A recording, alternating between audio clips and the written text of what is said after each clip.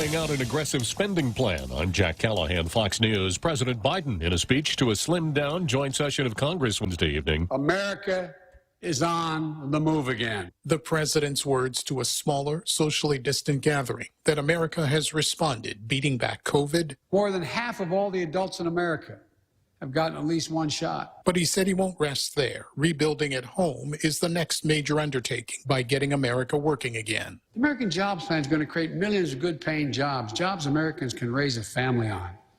As my dad would then say, with a little breathing room. Biden introduced his new plan to help families and said there is much work still to do with gun and police reform at home and reclaiming America's place on the world stage. Fox's Gernal Scott. South Carolina Senator Tim Scott delivering the GOP's response. Infrastructure spending that shrinks our economy is not common sense.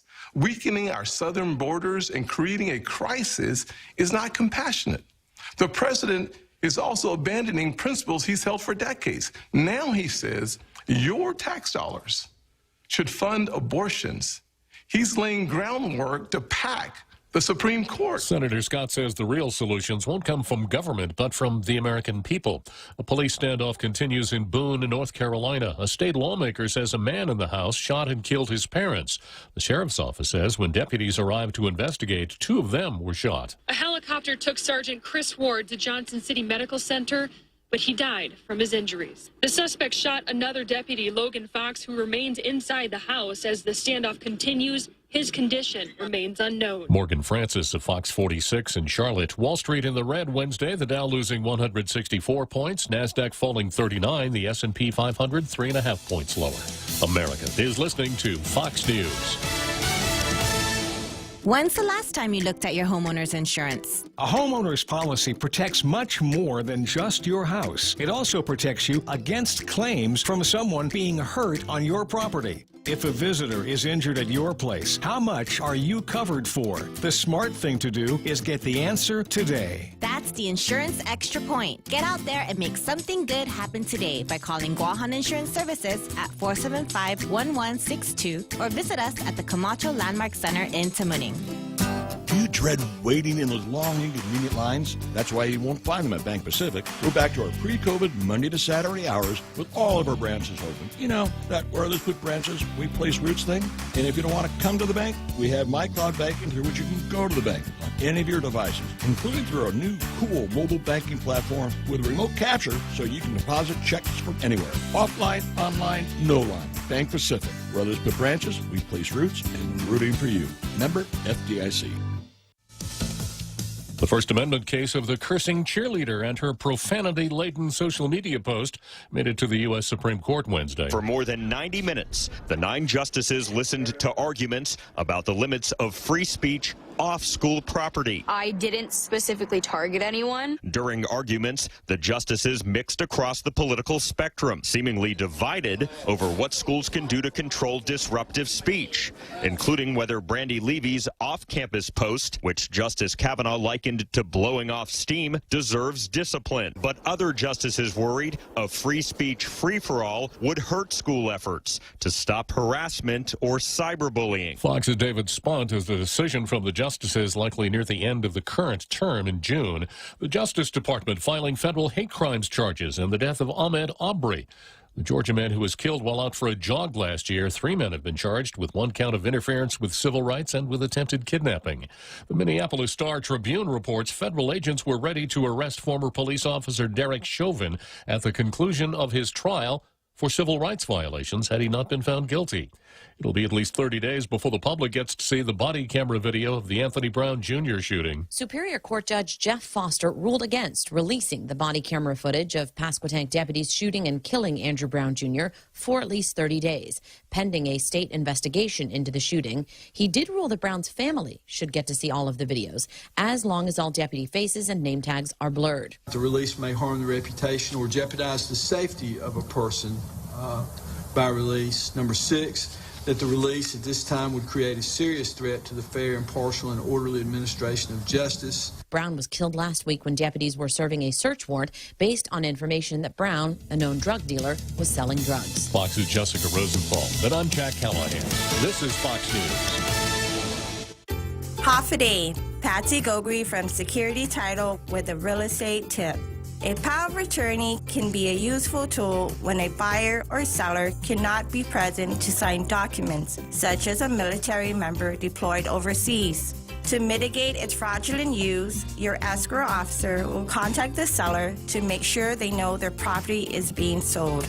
When using a power of attorney, call the professionals at Security Title. We are here to help. Hafaday, this is Congressman Nicholas. If you are a small business, you may be interested in a federal program called the State Small Business Credit Initiative. This program can provide federal funds to match equity investments into your company or help you get lower interest rates at local banks. To find out more on how this program can help your small business, please contact your Guam Congressional Office at 475-6453 or at michael.snicholas@mail.house.gov. This ad was paid for with official funds from the office of Congressman Michael F.Q. San Nicolas. At Chili's, our burgers are flavorful works of art. Starting from inspiration, our handcrafted burgers are a collection of fresh ingredients put together on a toasted brioche bun. Choose from juicy, mouth-watering options like our Boss Burger, Ultimate Bacon Burger, or the new Chef Alex's Santa Fe Burger, loaded with avocado, Swiss cheese, fresh veggies, cilantro, and spicy Santa Fe sauce. Served with garlic dill pickles and fries. Treat yourself today and enjoy our juicy, yummy, handcrafted creations. Chili's is located on the second floor of the Tumon Sands Plaza. Chili's, savor the moment. Tall Tales with Bob Klitzkie is brought to you by Guahan Insurance Services. Sunday brunch at Mezcla Chamorro Fusion Bistro is back. Come and enjoy Mezcla's true taste of Guam. Open for 2 seatings at 10:30 a.m. and 12:30 p.m. $28.95 for adults and $14.95 for kids 5 to 11 years old. Call 479-2652 or 2653 for reservations. Welcome to Tall Tales with Bob Klitzkie, the only show on talk radio where common sense is a lot more common. Phone lines are now open at 888-TALK. That's 888-8255. And now, The Point proudly brings you Tall Tales with Senator Bob Klitzkie. A well-regulated militia being necessary to the security of a free state, the right of the people to keep and bear arms shall not be infringed. A good way to start a program. And after the respectful reading of the Second Amendment, I go straight to Zemi Ikotny. It's our local version of Meet the Press, except that ours is so much better than theirs. I don't try to do Chuck Todd where I pretend that I'm being fair and impartial, etc., like Chuck does when he's not.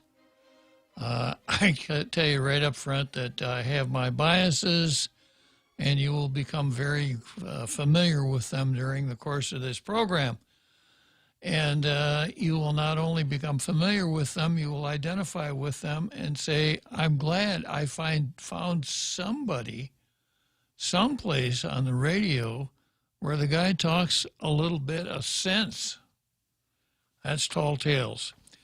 Okay, starting out with the Daily News editorial, and we are now striking it rich. We're getting a Daily News editorial every day that is baked right here on the island, not cooked somewhere else and shipped in. The title is Our View. Don't break our island economy with tourism reopening. Tomorrow is the day Governor Leon Guerrero marked as the day to ease quarantine restrictions and open the island's tourism industry. For Guam's tourist industry and the businesses that rely heavily on visitor spending, it's good news.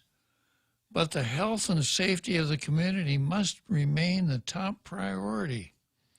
The island saw 2 Wuhan virus clusters last week. Individuals continue to test positive in government quarantine.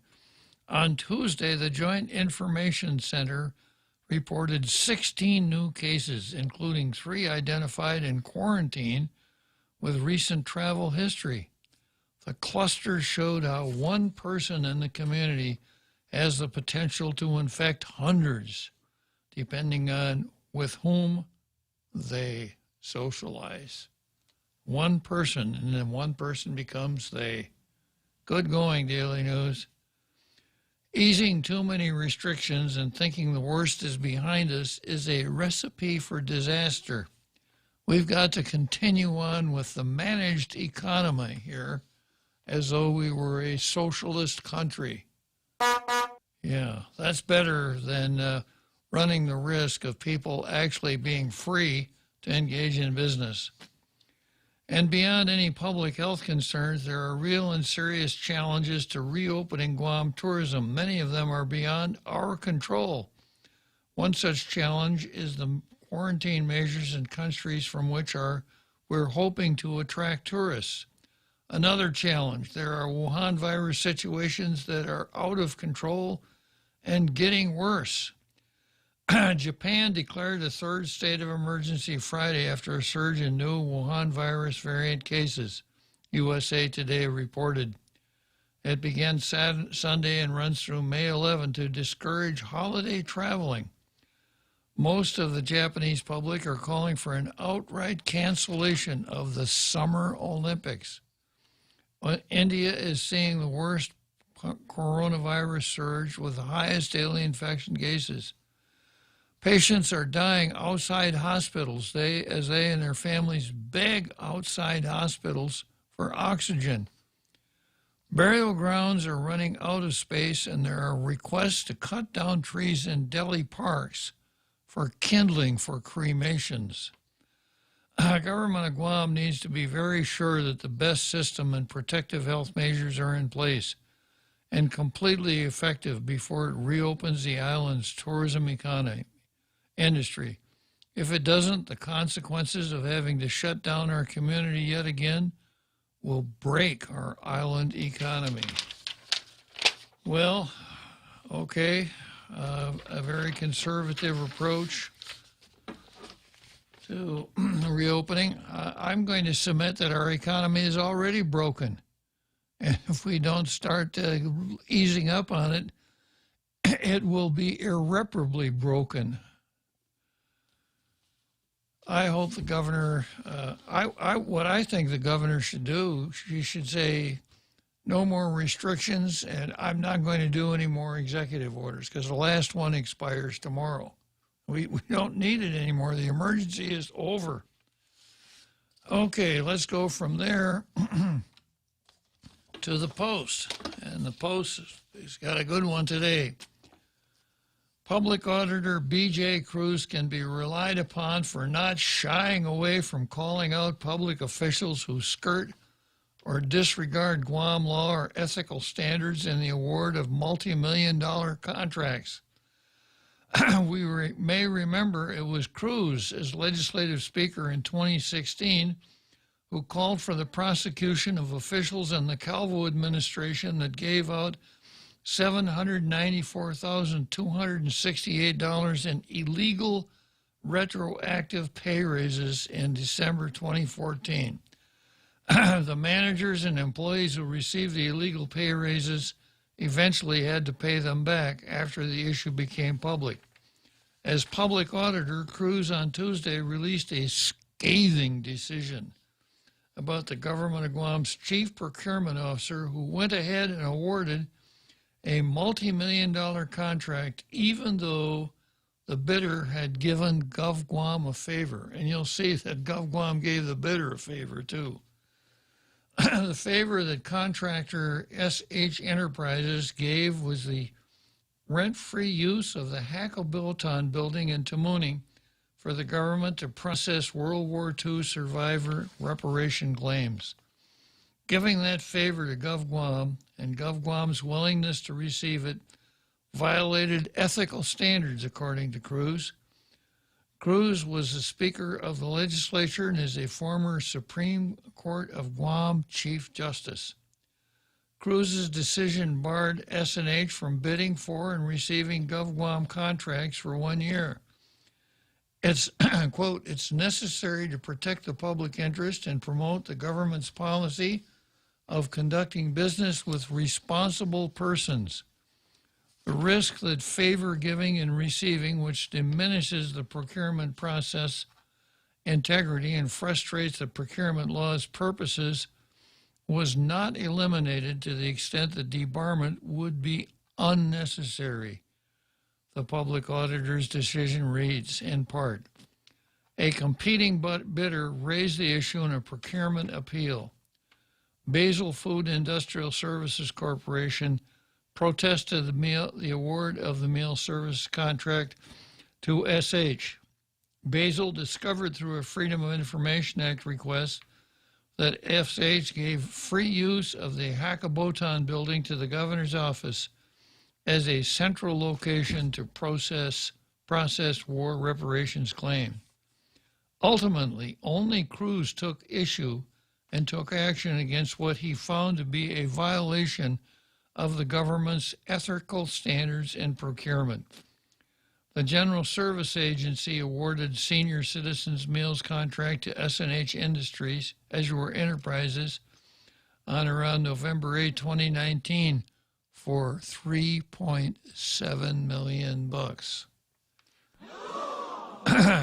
The War Claims Processing Center at Hackabotan Building began receiving claims on January 24, 2020, approximately 2 months after SH was awarded the Senior Citizen Meals contract. 3 weeks later, on February 17, 2020, GSA recommended the award of a $5.9 million contract to SH Enterprises for meal services for the Department of Corrections inmates and detainees. So that's, let's see, that's over $9 million worth of contracts. It pays to be a nice guy and do favors for people, doesn't it? S&H thus provided a favor to the government during performance of the Manamco Meals contract, which was about 2 months after receiving that contract, and about 3 weeks before S&H received the award of the DOC Meals contract. Although it may have been procured as an exception to the requirement for competitive bidding, the favor was in fact sandwiched between two bids. Well, of course, if they're both for food services, it would have had to have been sandwiched between the two bids. GovGuam's chief procurement officer had no problem with the donation, according to the decision, reasoning that the free use of the Hackabotan building was a donation accepted by the governor, and not a violation of ethical standards.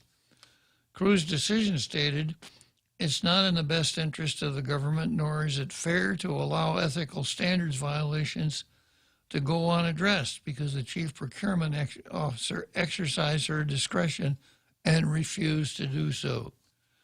The public auditor is required to exercise jurisdiction to promote the integrity of the procurement process and the purposes of the procurement law. Cruz also called out the Attorney General. The Attorney General, representing GSA, argued that debarment may only be with his concurrence. The AG does not see how giving the governor his administration favors undermines the integrity of the procurement law and is a red flag, Cruz wrote. This appeals review jurisdiction may be necessary to maintain the integrity of the procurement process and the purposes of the procurement law. Well, if the chief procurement officer and the attorney general aren't going to do it, it's really good that we got BJ to do it and calling them out on it, too. This is not the first time the giving of gifts by a bidder of GovGuam contracts has come to light. What was the lady's name that got a purse from somebody who was bidding on the airport concession? I haven't obtained permission to say the name yet, sir. Oh, so her name shall never pass our lips.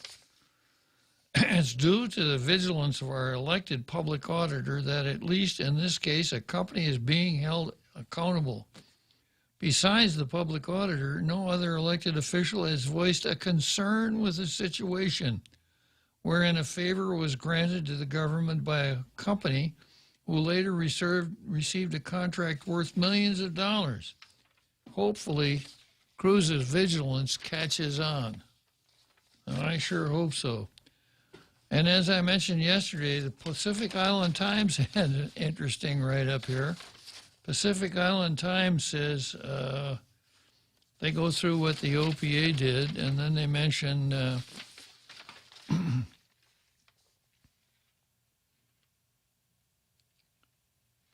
OPA also found that in mid-January 2020, more than a dozen government employees using government resources on government time cleaned, repaired, and made several $1,000s worth of renovations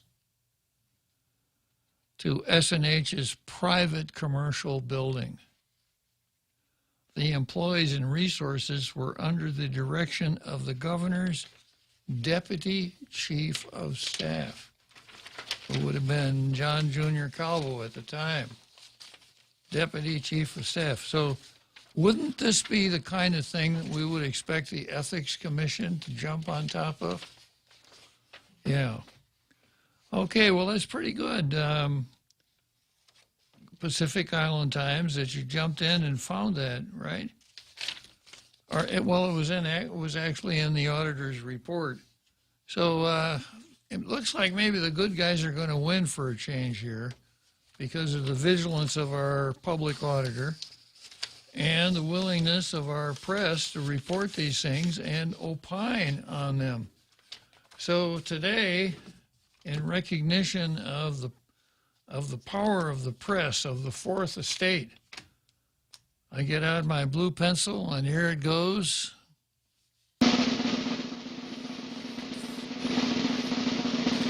Guam Daily Post, the coveted Blue Star.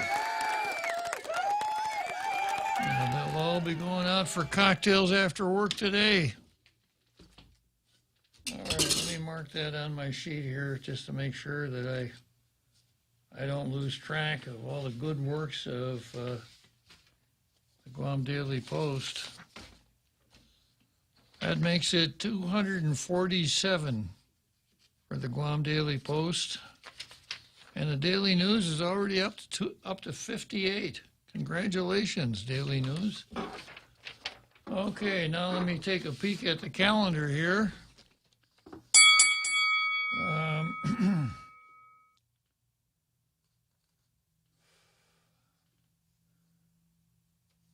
I've got the governor versus Joe Biden because the governor said she's going to write to Joe Biden, prompted by what I'm going to call the Julian Uggan maneuver. And because of the Julian Uggan maneuver, she's going to write to the president, and I will explain why this really comes down to the governor versus Joe Biden is what it amounts to.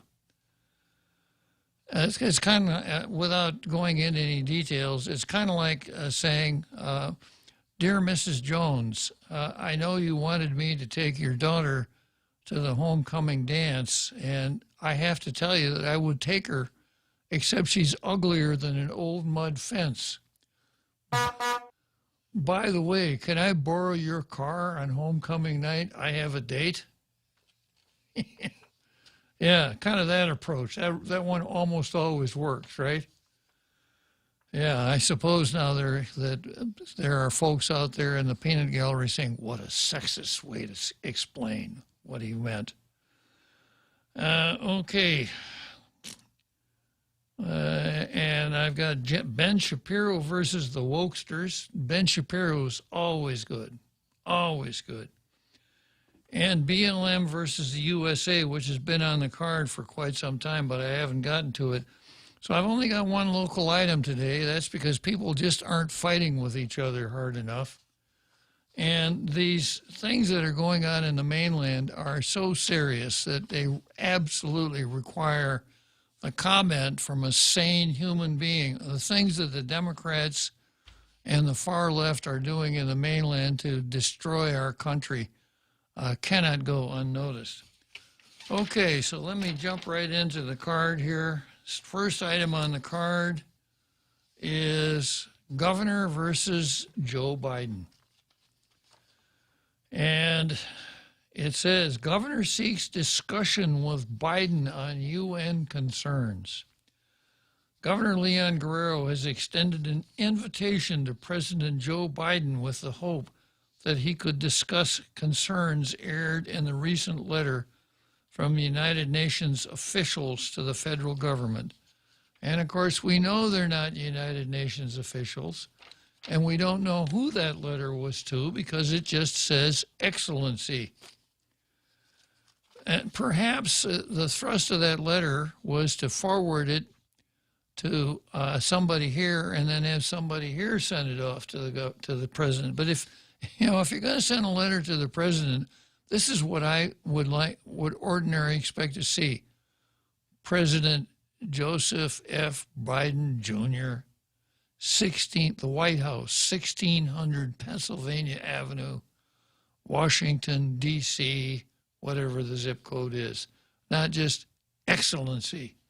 So I think this is just part of the fababa here, part of the... Well, Joe Biden's used to plagiarism anyways. That's true. That's very true. Yeah, so he may say, well, okay, I'm not going to criticize anybody for plagiarism, that's for sure. So what Lou wants to talk to him about basically is this. It kind of goes back to my example of the homecoming dance. This outfit, these three guys, 2 guys and a gal, in Geneva, Switzerland, sent a letter to a group here on the island that really condemned our island and found all kinds of things wrong with our island. And, this island is a part of the United States. It's a United States territory. And since it is a United States territory, Joe, it's kind of your territory.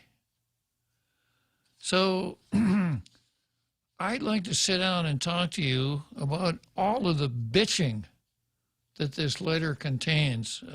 I'll pony up for some liquid refreshments or whatever you want, but I really want to have you come out here for a long bitch session.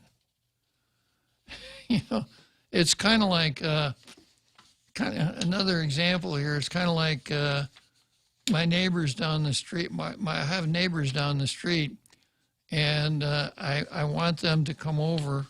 I want to go over to their house and talk about, their yard, but I got to tell them, that corner of your yard is really messy over there. Can we talk about your yard? Or can we talk about my yard? This is my yard here, and I really like my yard, but this part of the yard that you use from time to time, you've really made a mess out of. But let's have a nice, friendly chit-chat. Yeah, the letter submitted by 3 UN special rapporteurs in late January raises environmental, health, and indigenous rights concerns related to expanded military activity on Guam. The rapporteurs sought feedback on the cleanup of Superfund sites and measures taken to ensure the rights of indigenous people. Now, is that a criticism of Lou herself? That no one is looking out for the rights of indigenous people? Now, we play this indigenous card over and over and over again to the point that that if anybody ever asked me a question, Bob, what would you like to be if you weren't a talk show host? My answer would be, I'd like to be indigenous. It's absolutely the pinnacle of human existence, according to the stuff that the Latexan folks and the other separatists are peddling. So if we're not ensuring the rights of indigenous people, maybe what we ought to do is have an indigenous governor, because if we had an indigenous governor, she would be perhaps more empathetic and sympathetic to the rights of indigenous people and perhaps be in better communication with them. What do you think, Jose? Yeah, next time we should elect an indigenous governor. We should elect an indigenous governor. Not just a female. Not just a female, yeah. All right, so the article goes on here. This is John O'Connor in the Daily Post. They, meaning the rapporteurs, urge the federal government to take up any necessary measures to halt alleged indigenous and human rights violations while a reply is pending. The findings of this report have raised serious concerns that I would like to discuss with you, Governor Leon Guerrero wrote to Biden. Many of these same issues and concerns have been raised for decades by local government and political leaders, as well as numerous non-governmental organizations and community stakeholders here on Guam. Now, I got to stop here and repeat something that really rang my bell on Ray's show this morning. Ron McNinch had called into Ray's show and was talking about our approach to political status, self-determination, etc., and our relationship with the national government. And McNinch said, you know, the way our government officials approach people in the national government, it's like a bitter ex-wife. You know, I don't care how much child support and alimony you give me. I want my pound of flesh. And I'll get to that in a minute. Melvin Wanpat wants his pound of flesh. Leon Guerrero said she was encouraged by Biden's decision to recommit the U.S. to the UN Human Rights Council as a decision, and that's a great group too. That's Cuba and China and, you know, Bolivia. Say again? Bolivia. Yeah, most of the international thugs are in that group. As a decision is timely for the people of Guam in addressing issues which for too long remained unresolved. Well, Guam is an American jurisdiction, and the UN is not, does not have jurisdiction over anything in Guam. The UN is governed primarily by the Security Council, somewhat by the General Assembly. So it's like the indigenous folks here think that if they cry loud enough, one day they'll wake up and they'll see powder blue tanks rolling down the street with a big UN in front.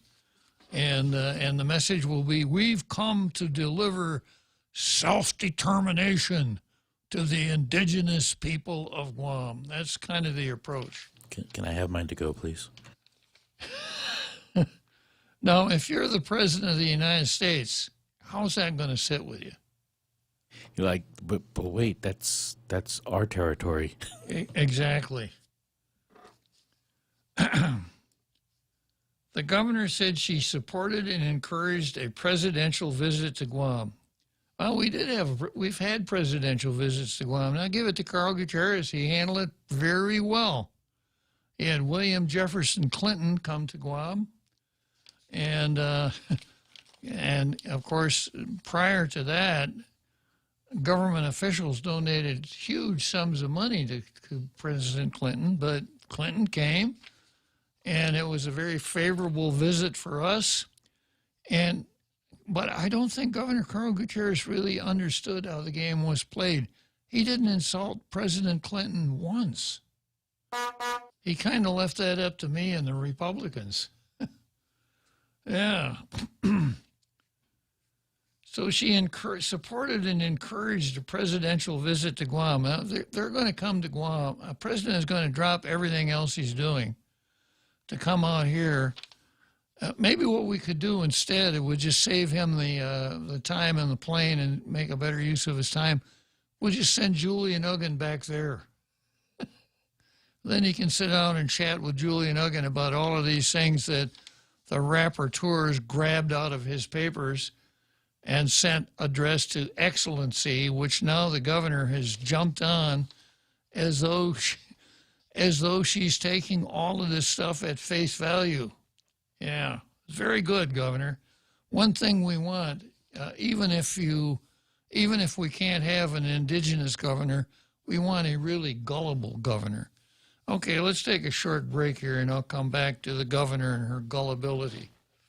The Extra Point with Jerry Roberts of Guam Training. Hi, I'm Jerry Roberts, and every day on The Ray Gibson Show, I get to comment on the incredibly diverse, fun, challenging, sometimes frustrating, often exciting, but always interesting world of work. I hope you'll be there with us. You can find daily transcripts of The Extra Point at guamtraining.com. Tune in every weekday morning at 7:20 for The Extra Point with Jerry Roberts. Brought to you by Guahan Insurance Services and First Hawaiian Bank on 93.3 The Point. Day.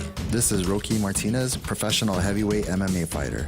Nothing gets in my way when I go pro at Subway. Pack a punch with double the protein on any foot-long sub for just $2 more. For a limited time only. Subway. Eat fresh. Welcome back to Tall Tales with Bob Klitzkie, Guam's single voice of reason. Call now, 888-TALK. That's 888-8255. Yeah, so, we'll play with the UNPO, unrepresented nations or something like that, and what is Sabina Paris's group called? The Women's Network in Opposition to War, things like that. Already it's verbose. When the organization that has the power to affect us is called the United States Congress. We have done nothing with the United States Congress. I haven't seen any letters to the United States Congress on any of these concerns. I haven't seen anyone introduce a bill in the United States Congress calling for a statehood for Guam or for an independent Guam or anything like that. It's exactly like McNinch says. It's like a bitter divorced woman. But all she wants to do, she doesn't want justice, she doesn't want fairness, she doesn't even want money. She just wants to beat up on her ex-husband. And that's exactly where we are. That's exactly the approach we're taking. I present, for instance, Hope Cristobal, the face of the separatist movement. Finally, we know the importance of Guam to our nation's defense, and for the most part, remain a patriotic people. It is with this recognition that I put forward my desire to work with you. So she'll work with him, kind of like two equals, two chiefs of state, right? In accomplishing our mutual objective of living in a democratic society with freedoms and liberties that we all enjoy and cherish.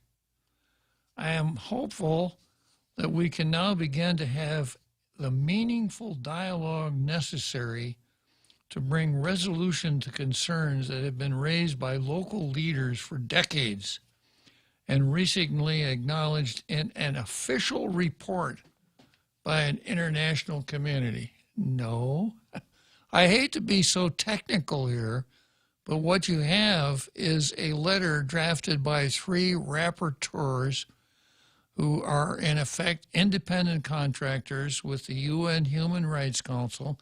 They operate out of Switzerland, out of Geneva, and they're responding to a letter written to them by Julian Uggan. And if you read Julian's letter and you read their stuff, there's an amazing similarity there, which perhaps explains how these guys could do such a workmanlike job of telling us everything that's wrong here on the island, having never, ever set foot here before, ever.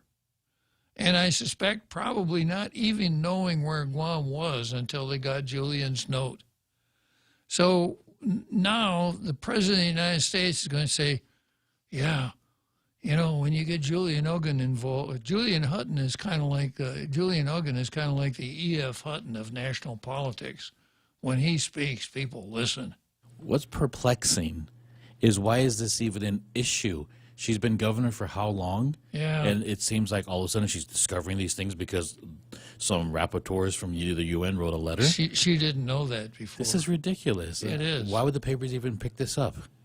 Well, because she's the governor. Yeah. Yeah, and it's not as though she's a stranger. You know, if these are things that local leaders have been talking about for a long time, I can remember when she was in the legislature. She was there Exactly. several times. She even ran for lieutenant governor with Tom Atta. So now here we are. It's kind of like Gomer Pyle. Surprise, surprise. I never expected to find all these. I'm so grateful that Julian wrote to the rapporteurs so they could write back to me and tell me where I live and what I should be what I should be angry about. Otherwise, I wouldn't have known. I've learned something from you, Bob. Sir. There sure is a lot of chit going around. Chits. Yeah. Chits. Yeah, like that gigantic chit that Jack Haddock is carrying around with him, huh? Well, the governor here apparently thinks she can present her chit to Joe Biden, and Joe Biden's going to say, hey, cancel all my appointments. I got to go to Guam because three rapporteurs did this report, and man, the governor of Guam really wants to talk to me, and she said she'll sit down and work with me. So I think that's a really encouraging sign. Where's Guam? Members of the activist group Protehi Latexan recently met with the governor regarding the UN letter. Leon Guerrero described that meeting as, quote, very good. Not like the meeting, remember the one they had down at the conference room in Adelup, where we had a couple ladies standing up and back hollering, you're not listening! That one wasn't so good. Yeah, it was the same crowd. And said they would be working together in some capacity moving forward. So Governor Leon Guerrero is going to be working together with Protehi Latexan. And she's going to be working together with President Joe Biden. Working together. Meanwhile, Adelup spokeswoman Crystal Paco San Augustine, formerly known as Crystal Paco, said they do not know if the U.S. has responded in any way to the UN letter. I have a feeling I know. Yeah, and when going back to what McNinch said, you know, about the bitter ex-wife,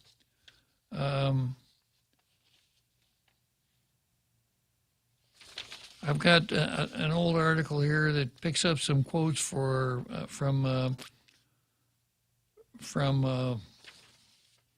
Melvin Wanpat.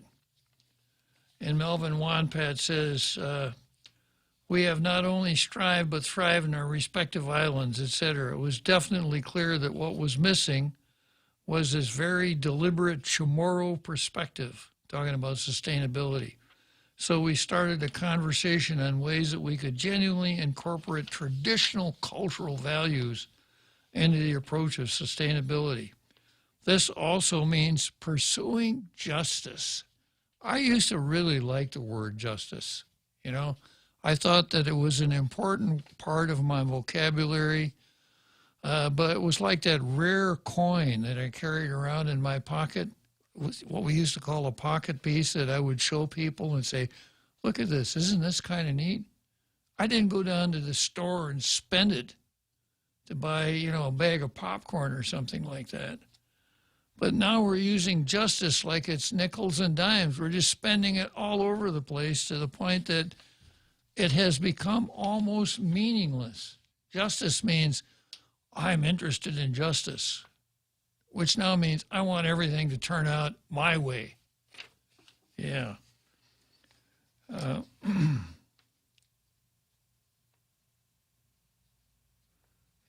then he goes on to say, part of sustainability is not just shoring up our practices so that we're better.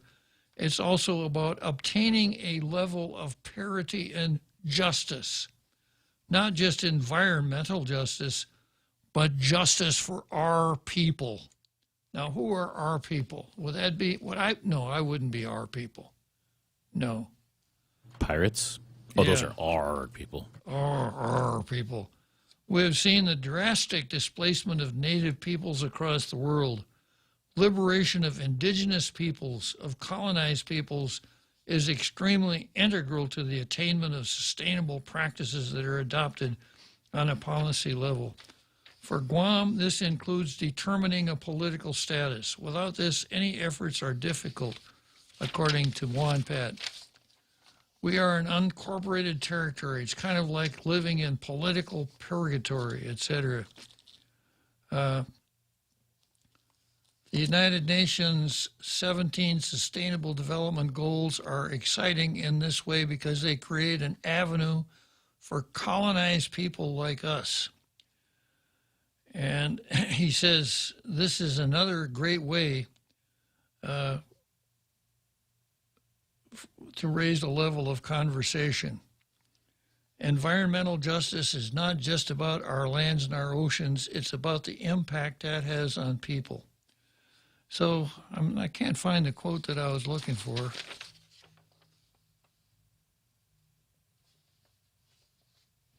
Maybe I got the wrong article. Because in one of his statements, he said, it isn't just about political status. It's about going back and undoing the wrongdoing from the past. Yeah. So anyhow, I give McGrinch a lot of credit for nailing that one correct.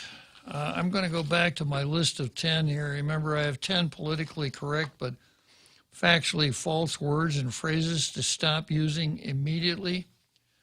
And here's a quote. Quote, the worst thing one can do with words is to surrender them. George Orwell wrote in his 1946 essay. Orwell protested not just sloppy use of language, but intentional misuse of language for political purposes. Political language is designed to make lies sound truthful and murder respectable. Thus, political language has to consist largely of euphemism, question begging, and sheer cloudy vagueness. Now, I got to go back and explain question begging again. Here is question begging. When did you stop beating your wife, Jose? That is question begging. In other words, to beg the question means that part of the question assumes a fact that has not been proven nor agreed to. When did you stop beating your wife? Or are you still beating your wife? That is what begging the question is about. It's not someone says something and then, that causes me to ask another question. That is not begging the question. And you see that used inappropriately by some relatively intelligent people who are doing exactly what George Orwell cautions us against. Don't surrender the word. Don't surrender that term, begging the question. It's a good term. Political language has to consist largely of euphemism, question begging, and sheer cloudy vagueness. And going on, politicians and dishonest media propagandists today use inaccurate language to frame narratives and foster a leftist perspective. Inadvertently, even well-meaning audiences sometimes internalize this language and end up propagating the very ideas and framing they fundamentally reject. Don't let that be you. Listen to Tall Tales. I'll help you. In every debate, it's vital to start by defining your terms. If conservatives want to counter the radical left's agenda, we have to begin by using words that accurately reflect what we mean, not words that actively mean the opposite. And the first item on the list is mainstream media. And this article points out that the public communications cartel, headed by the New York Times, the Washington Post, CNN, CBS, and PMSNBC, does not represent mainstream Americans. It represents exactly what Orwell was talking about. Second on the list, don't say gender when you mean sex. Gender is a term you can use in languages. If you studied Latin, you'd know that every noun is either masculine, feminine, or neuter. Human beings are either masculine or feminine. even better than that. They're either male or female. And that sex is determined at birth, and it cannot be changed no matter how much the person wants. That person is not, a person who's born a man, born a boy, cannot become a woman, no matter how badly he wants to. And along the same lines, third on the list is sex reassignment surgery. Sex is not assigned at birth or ever. It is not assigned. It cannot be reassigned.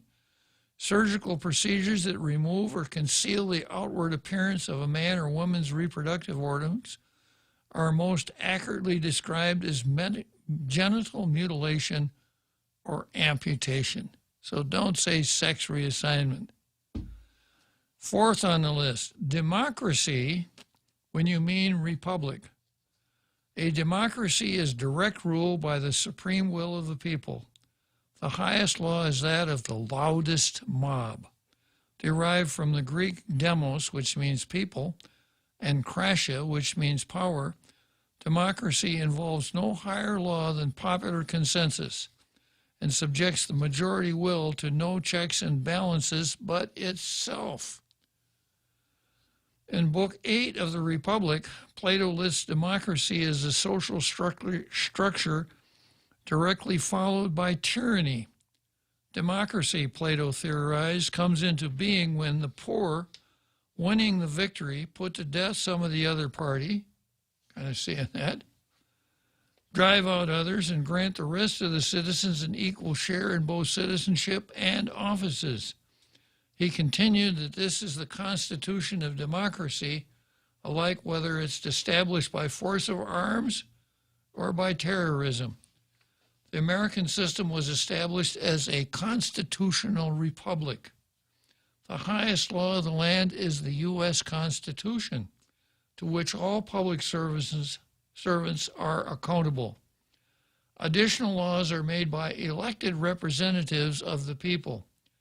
Further, the American system is a federal republic, meaning power is divided between federal, state, and local governments, all of whom serve as guarantors of the people's sovereignty and rights. All right, let's take a short break here and we'll come back to democracy. I got my own 2 cents worth to put in here on that. All dads should own a Traeger. And this Father's Day, you can win a Traeger smoker grill for your dad and feast on flavorful wood-fire crafted meals. Cooked with a flip of a switch. Cook low and slow or high and fast with digital precision on your Traeger pellet grill. Purchase $35 or more in fuel at 76 Circle K and enter to win. Gas up today and join Circle K's Father's Day package giveaway. A Traeger smoker grill, a canopy, a cooler full of meat, and 2 cases of Bud or Bud Light are up for grabs only at Circle K. Conditions apply. Visit 76CircleKGuam.com. Mescla Chamorro Fusion Bistro in Tumon is back with all your Mescla favorites, like oxtail kadu, Kahlua pig and cabbage, and Chef Peter's-style black stew frittata. Mescla is ready to welcome back everyone with great service in a safe and friendly environment. Come on down and visit Mescla Chamorro Fusion Bistro in Tumon, located on the first floor lobby of the Grand Plaza Hotel. Open for lunch from 11 a.m. to 2 p.m. and for dinner from 5:30 p.m. to 9 p.m. Call 969-2652 for reservations. Mescla, a true taste of Guam.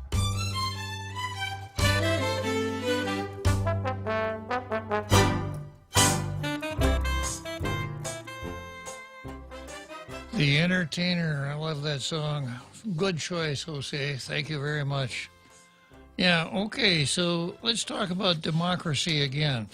The purest form of democracy is the mob, because the majority rules. You don't have to go through any procedures or red tape or bureaucracy or anything like that. We saw democracy in action last summer, and we're seeing democracy every night in Portland, Oregon. You know, the mob gets out there and does exactly what it wants, and it doesn't care much about anybody else or anyone else's particular rights.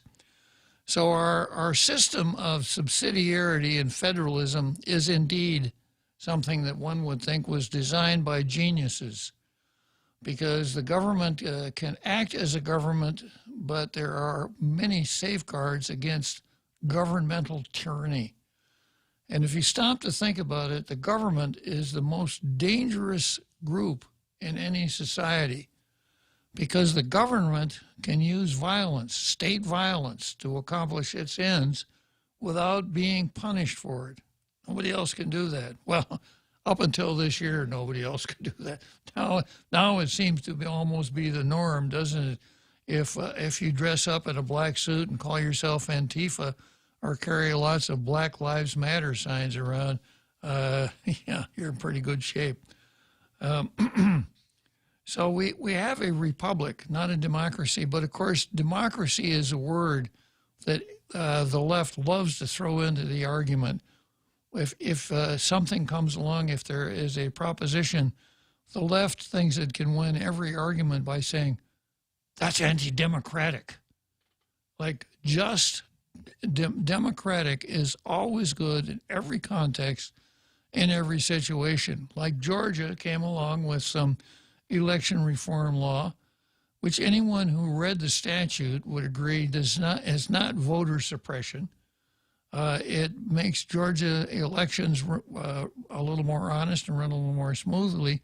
But, of course, the left would tell you that new Georgia law is anti-democratic. Well, if it's anti-democratic, then it's got to be bad. I don't want anything that's not democratic. And I've made this point before. You know, democracy, majority rules, is not the way to foster long-lasting, harmonious relationships. Let's say that there are 11 people in your club, and you have an issue that's somewhat diverse and many elements to it, and you take a vote, and the vote is 6-5. Well, you're going to have 5 people maybe that aren't all that happy, and the 6 will be very happy. So as much as possible, and you know this from your own experience, groups of 11 people are going to try to reach consensus instead of going straight to a vote, 6-5. Consensus means, well, if we did it this way, it's not exactly what the 6 of us like, but it's not what we really want, but can you 5 over here live with it? Yeah, it's not really what we like either, but we can live with it. Well, then let's do it that way. And let's not just vote on this. And that's, I think, the theory behind the United States Senate, that by having these checks and balances in place in a country as large and diverse as ours, we have a much better chance of coming up with things that everyone can live with instead of things that are rammed down our throat by a simple majority. I hope so, anyhow. So don't use the word democracy when what you really mean is republic. The United States of America is not a democracy. It is a republic. It puts a different spin on that show, Democracy Now! Mob rule now. Yeah, let's go for mob rule right away.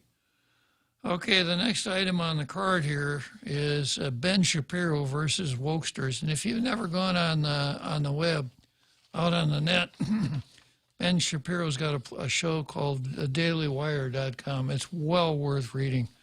The guy is as sharp as a tack. He not only is a right thinker, but he thinks right, and he can lay things out in an extremely clear fashion.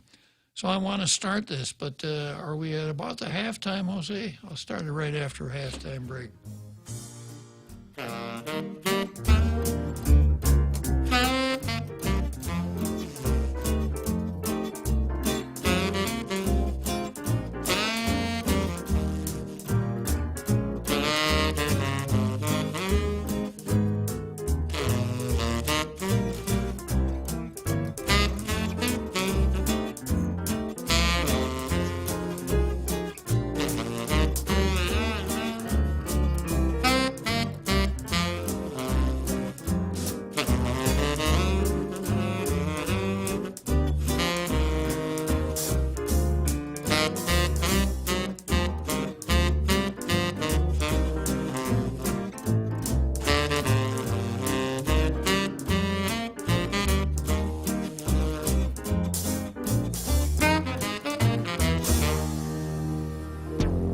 The Point is KUSG, Hagåtña, Guam, 93.3 FM and 104.3 HD3.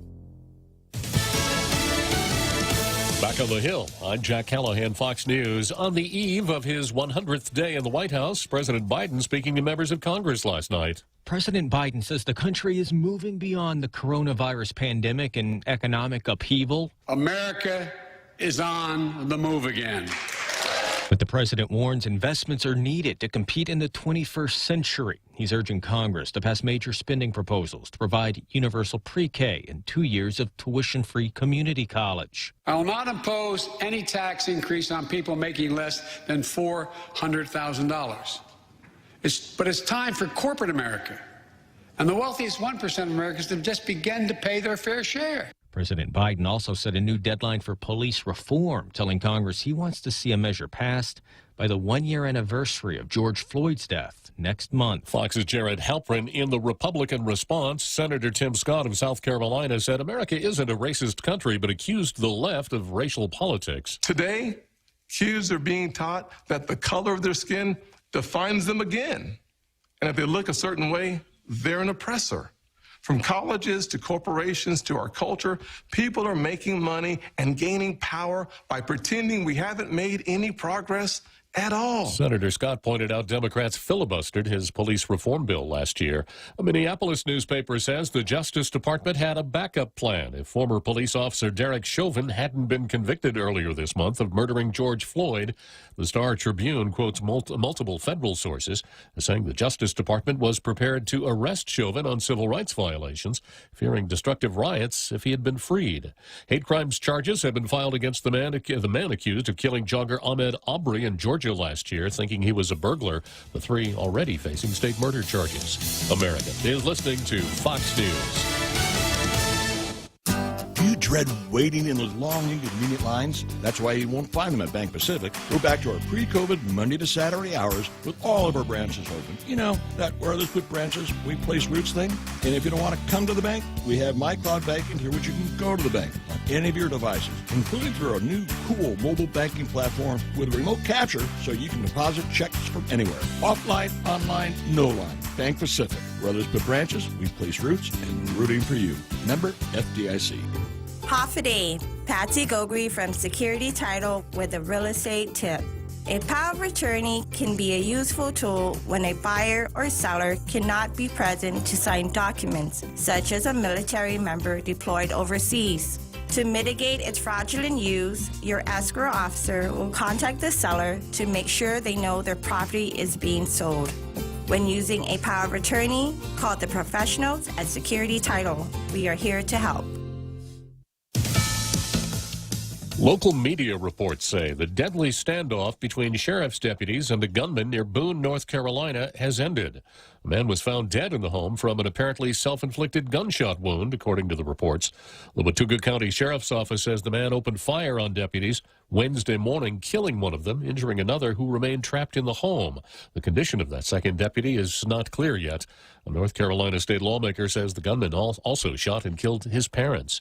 An eighth straight night of protests in Elizabeth City, North Carolina, over the Anthony Brown shooting. For the second night in a row, some protesters stayed out past the city's 8 p.m. curfew, and officers forcefully pushed them off the streets. At least one person was arrested, but for the most part, protesters were peaceful as they called for police accountability. During a hearing Wednesday concerning the release of the police body camera footage, prosecutors argued that Brown hit deputies with his vehicle before officers shot and killed him.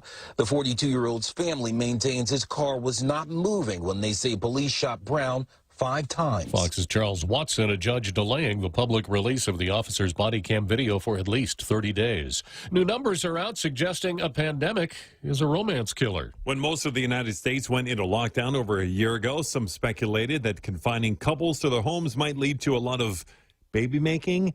Well, the statistics show that the opposite may have happened. Births have fallen dramatically in many states during the pandemic, according to an Associated Press analysis of preliminary data from 25 states. It found that December, January, and February together had about 41,000 fewer births than the same 3-month span a year earlier. That's an 8% decline. Now, the Centers for Disease Control and Prevention, they're expected to provide a more national picture coming up later this year. John Saucier, Fox News. And I'm Jack Callahan. This is Fox News. When's the last time you looked at your homeowner's insurance? A homeowner's policy protects much more than just your house. It also protects you against claims from someone being hurt on your property. If a visitor is injured at your place, how much are you covered for? The smart thing to do is get the answer today. That's the Insurance Extra Point. Get out there and make something good happen today by calling Guahan Insurance Services at 475-1162 or visit us at the Camacho Landmark Center in Tamuning. Sunday brunch at Mezcla Bistro in Hagåtña is back. Come and enjoy Mezcla's true taste of Guam. At only $28.95, enjoy your Sunday with your friends and family with their free-flowing house mimosa or house draft beer. Open for 2 seatings at 10:30 a.m. and 12:30 p.m. Let Mezcla serve up your favorite local foods. Call them at 479-2652 or 479-2653 to book a reservation. Limited seating available. Mezcla reminds everyone to be safe and stay sanitized. Sunday brunch at Mezcla, a true taste of Guam. Hey, big news! Now you can listen to The Point on radio.com. And radio.com gives you so much more. Local news stations give you what's going on in your community. Get national news from CBS, CNN, or Fox News Radio. Take a break with one of the hundreds of music, sports, and talk stations. Love podcasts? Radio.com has thousands of true crime, comedy, kids and family podcasts, and more. Listen anytime, anywhere. On your PC, smart speakers, and a variety of connected devices. Or download the Radio.com app now from the App Store or Google Play. Off a day. This is Rocky Martinez, professional heavyweight MMA fighter. Nothing gets in my way when I go pro at Subway. Pack a punch with double the protein on any foot-long sub for just $2 more. For a limited time only. Subway. Eat fresh.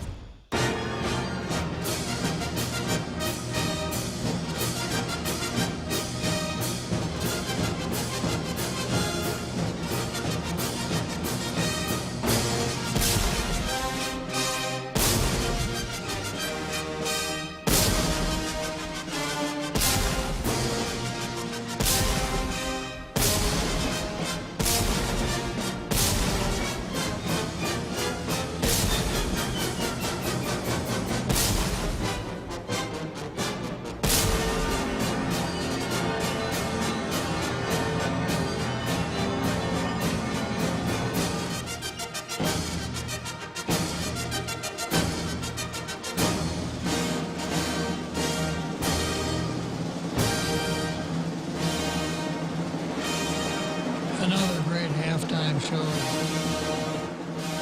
right here in Tall Tales. That means we're now in the second half of Tall Tales. We got a little less than an hour to go. I've got a lot of work to do in just 1 hour. I found the paper I was looking for, so I'm going to go into that for a moment before I start on Ben Shapiro versus Wokesters.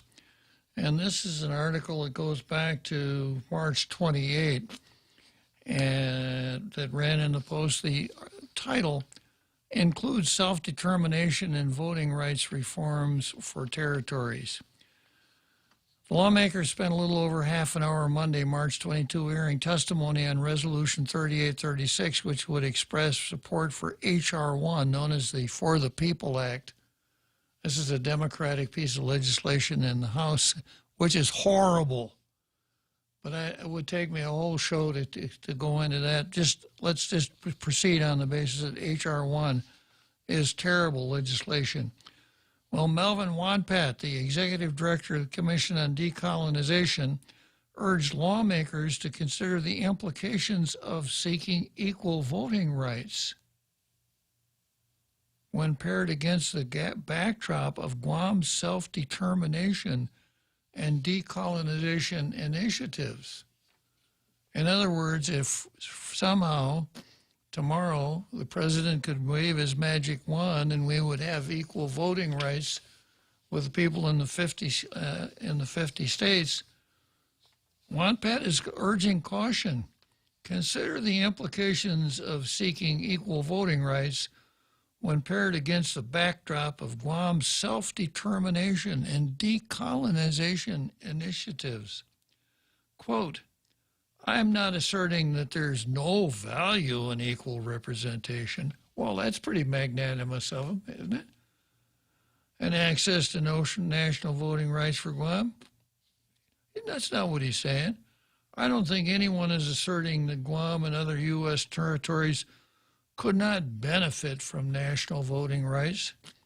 If Guam was granted national voting rights, would that then usurp the self-determination and decolonization we have fought so long to achieve?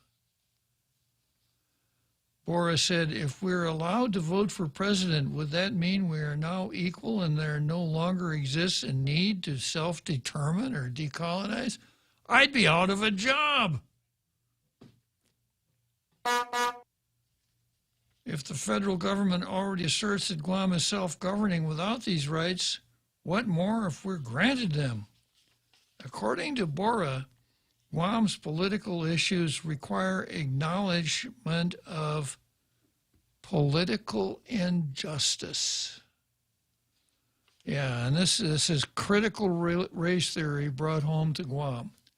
You know, we can't proceed and make our calls and judgments on where we are today. We have to go back as far as we can in history to find something that we can call an injustice and then pretend that that just happened yesterday, just like the critical race theorists do with slavery. According to Bora, Guam's political issues require acknowledgement of political injustice and need to be addressed at a fundamental policy level, not through another Band-Aid, political Band-Aid, which is how he described the 1949 Guam Congress walkout and the subsequent adoption of the Organic Act.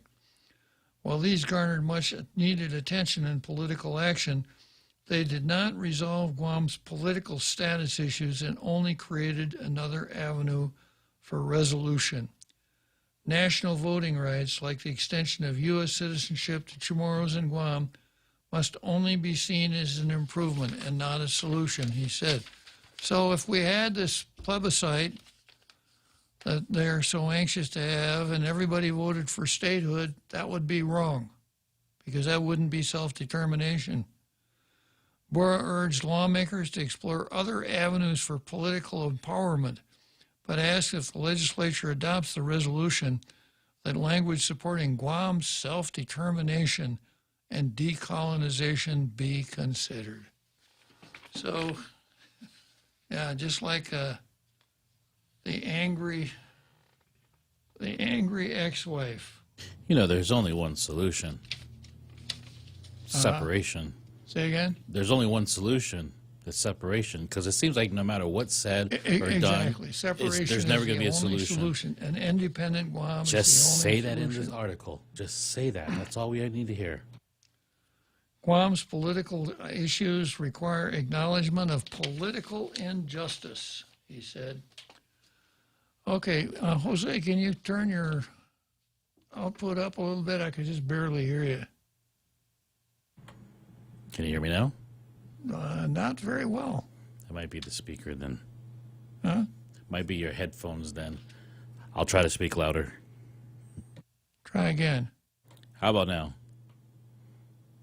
Yeah, maybe that's it. Sound like But it. I could hear the music and everything over the halftime, loud and clear, 5x5. But All right. Yeah, weird. Yeah. This was not a T-Mobile commercial. Can you hear me now? Yeah. Okay, so this is Ben Shapiro versus Wokesters, and we're going back to Derek Chauvin. There's so much to talk about as far as the Derek Chauvin trial and the whole George Floyd phenomenon. That I don't want to leave it until I'm satisfied that we've explored most of the issues. Last week, ex-police officer Derek Chauvin was convicted of second-degree murder, third-degree murder, and second-degree manslaughter. The evidence on the murder charges was weak. The evidence on manslaughter was significantly stronger. Still, the jury took only 10 hours and 0 questions to come to its conclusion, guilty on all counts. In and of itself, the Chauvin case never should have been a national story. Agreed. And it was the media that took it and like a cheap balloon, they kept blowing it up until it popped. After all, an average of 3 suspects are shot by police every day in the United States, and thousands of homicides that have nothing whatsoever to do with police take place in the United States every year. Theoretically, national news stories should be indicative of profound national problems, not man bites dog statistical rarities. But of course, that was the entire point of elevating the George Floyd story to national attention, to declare it indicative of a deeper rot at the core of America. Thus, Chauvin was convicted not of his individual criminal activity, but of a charge that was never even brought against him, the charge of racism. That word was never mentioned during the trial. A Minnesota Attorney General, Keith Ellison, admitted there was no evidence whatsoever that Chauvin was a racist or that his killing of George Floyd was motivated by race. We don't have any evidence that Derek Chauvin factored in George Floyd's race as he did what he did. Ellison ruefully told incredulous 60 Minutes host Scott Pelley.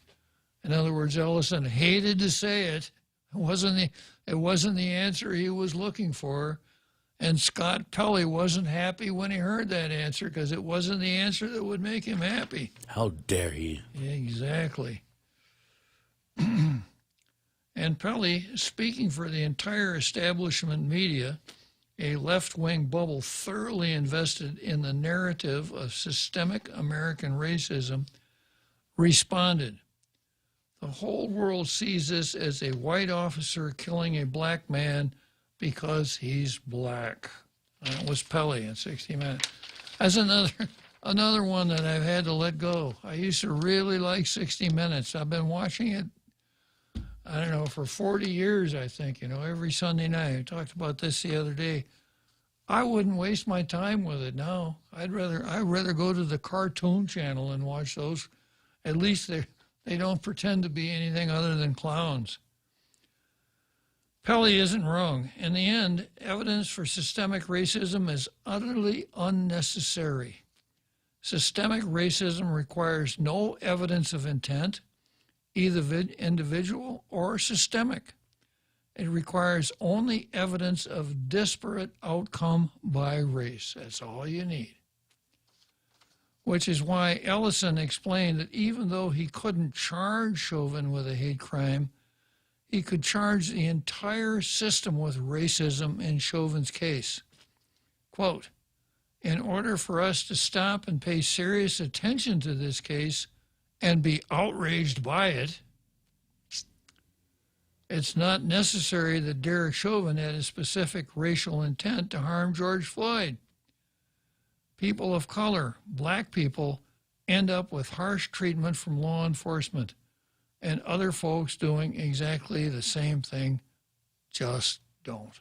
This is the Attorney General of Minnesota. Yeah.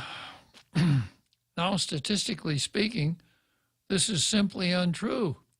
In late 2020, the Bureau of Justice Statistics released a report that found no statistically significant difference by race between criminal activity and arrest. In other words, you get arrested in America if you are reported to have committed a crime, no matter your race.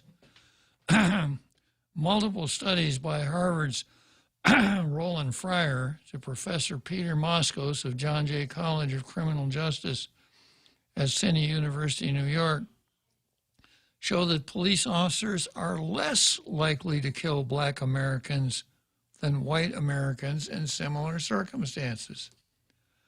But to ask for evidence of systemic racism beyond mere inequality of outcome is to be complicit in systemic racism, according to the circular logic of systemic racism.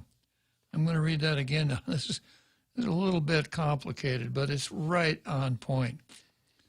To ask for evidence of systemic racism beyond mere equality of outcome is to be complicit in systemic racism. If you're asking, well, can you give me some evidence of systemic racism? See, you're a racist. And you are part of the systemic racism because you're asking that question. Any incident of white cop on black suspect violence must be chalked up to the racist system. The evidence of the racist system is the presence of such violence in the first place. To deny that race lies at the root of such incidents makes you a cog in the racist system. So when I read about the police officer that shot the girl to save the life of the other girl, that makes me a cog in the systemic racist system. Because a white cop shot a black girl. That's all you need to know. What the black girl was doing doesn't matter. Now, here it goes. The circular logic protected by an enormous so-called Pele isn't wrong. In the end, evidence for systemic racism is utterly unnecessary. Oh, wait a minute. I already went through that part. Let me go to the back page here.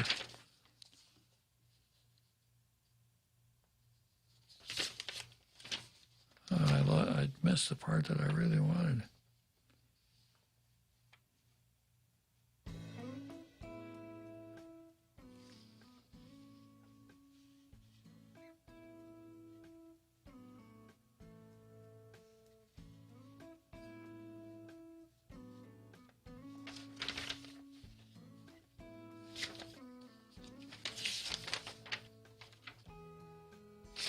Yeah, I wasn't able to copy the whole article, but a part that I wish that I had, and I'll bring in tomorrow, is the Kafkaesque test of guilt. And Franz Kafka, who, told us a lot about bureaucracies, posited this test that tyrannical governments will run. They accuse you of a crime. And if you deny the crime, you deny that you committed the crime, this is proof of your guilt. And that's where we are with systemic racism. If you deny that systemic racism exists, then you are a part of the systemic racist system. I go on next to BLM versus the USA. But I notice we got some traffic in the green room here. It's Dr. Ron McNinch, who probably wants to talk about angry divorcees. Is that right, Ron? Do you want to talk about angry divorcees? Hey, Holiday Cinder, Holiday Guam. Yeah, I kind of, I just, some of the rhetoric people use, that's just what it reminds me of. So I just, gosh, it's incredible. But hey, I have to say that when I end up talking to people about some of these things like the systemic racism question and things like that, it's a lot of times they'll conflate it down to, if you disagree with me, that makes you a bad person too. And I think that's kind of just what you sort of said. And that kind of approach to either debate or discussion is very, very one-sided, and it doesn't lead anywhere. It doesn't push the dialogue in any direction, other than bad, in my opinion, because suddenly you can't talk about things anymore without someone automatically assuming everything you have to say is simply wrong because you don't agree with them.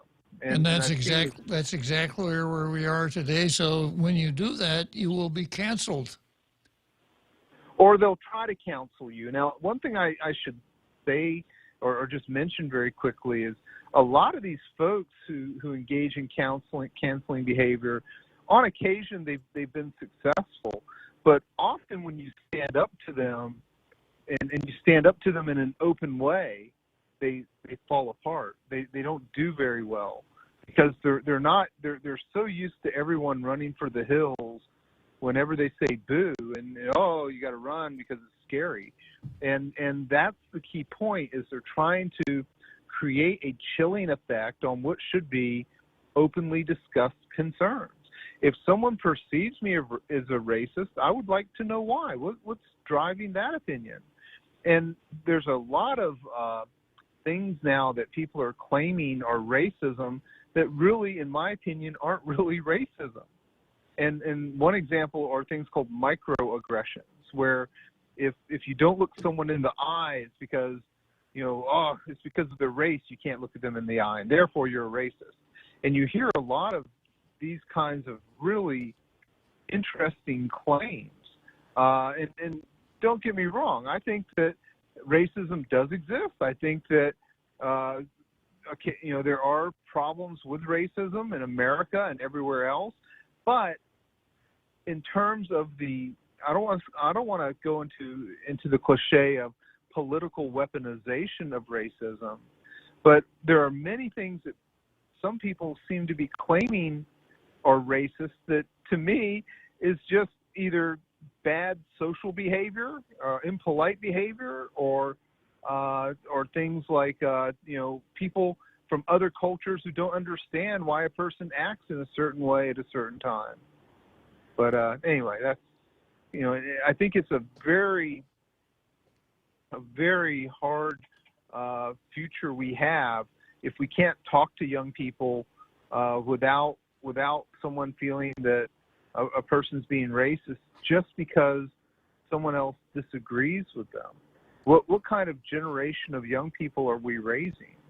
I mean, it's downright scary. But anyway. Well, let's bring it home, Ron. The key word in systemic racism is the word systemic. And what that means is that a governmental system is set up to favor one race over another. So let me give you a Guam example. Let's say that I'm stumbling around here in Guam, shooting my mouth off, and let's say that, let me give you something that's pretty close to home here. Let's say I go over to the legislature and testify, and one of the other people who's testifying, who is of a different ethnicity from mine, after I finish my testimony, says, we don't need these howlies coming over here and telling us what to do. You white people should be ashamed. You Americans should be ashamed of yourselves. Now, I could label that racism. Is it systemic? No, it's just that one guy. However, when you're going to have an election that has some importance and you say only people of a particular race can vote in that election, and when you're going to give away 99-year leases for real property, but only people of one particular race are eligible for that property, like it or not, that is systemic racism, because that's what the system is built on. Nobody wants to talk about that, though, do they, Ron?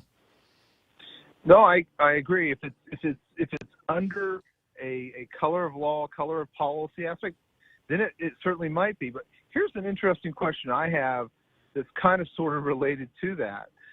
I've always been baffled why the federal government doesn't enforce federal laws here better. It's always bothered me, because a classic example is the Davis case. No better example of a bad law that maybe the federal government should have made a little bit more effort to try to enforce, or at least try to give some clarity to. And I wish now. Now I know at the end I need to give the federal government a little bit of credit.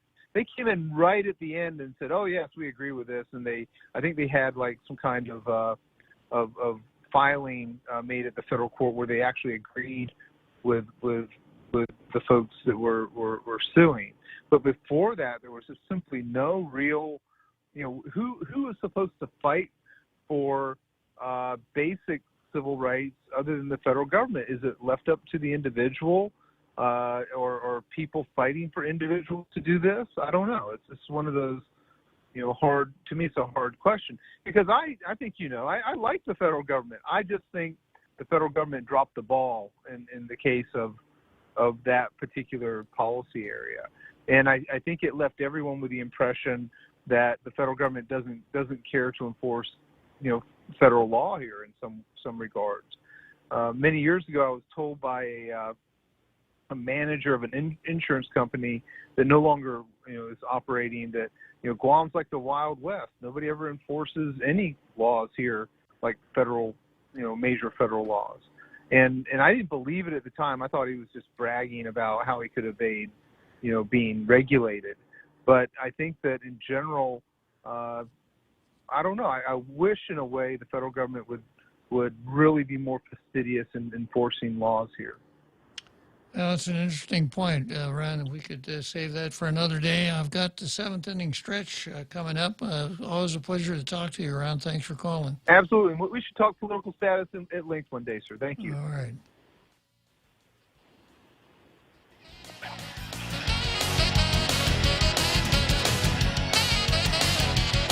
The Extra Point with Jerry Roberts of Guam Training. Hi, I'm Jerry Roberts, and every day on The Ray Gibson Show, I get to comment on the incredibly diverse, fun, challenging, sometimes frustrating, often exciting, but always interesting world of work. I hope you'll be there with us. You can find daily transcripts of The Extra Point at guamtraining.com. Tune in every weekday morning at 7:20 for The Extra Point with Jerry Roberts, brought to you by Guahan Insurance Services and First Hawaiian Bank on 93.3 The Point. Hafaday, this is Congressman Nicholas. If you are a small business, you may be interested in a federal program called the State Small Business Credit Initiative. This program can provide federal funds to match equity investments into your company or help you get lower interest rates at local banks. To find out more on how this program can help your small business, please contact your Guam Congressional Office at 475-6453 or at michael.sannicolas@mail.house.gov. This ad was paid for with official funds from the Office of Congressman Michael F.Q. San Nicolas.